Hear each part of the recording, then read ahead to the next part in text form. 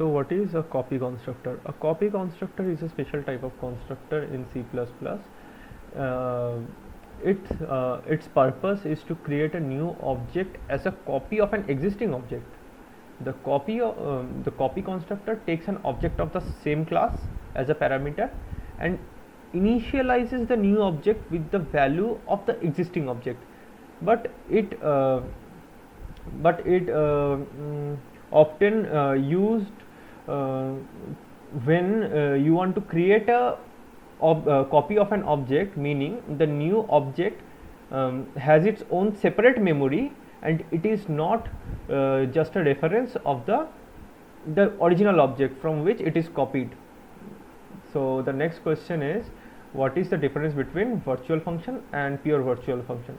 So in virtual function in C++, it is used to achieve polymorphism, allowing derived classes to override the behavior of the function defined in their base class, where you have declared the virtual function.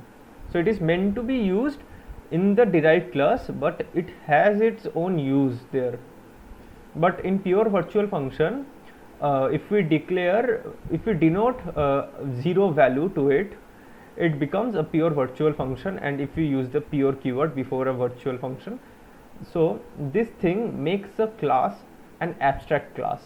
So a pure virtual function cannot be instantiated, but it have to be used in the derived class of that abstract class, which is the base class of those derived classes. It must be used there. And the second question is, what is dangling pointer?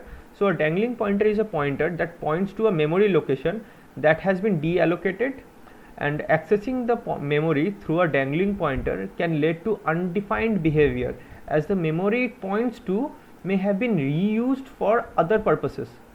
Like dangling pointers often occur when a pointer is not set to the null PTR, which we use. So the next question is, what is void pointer?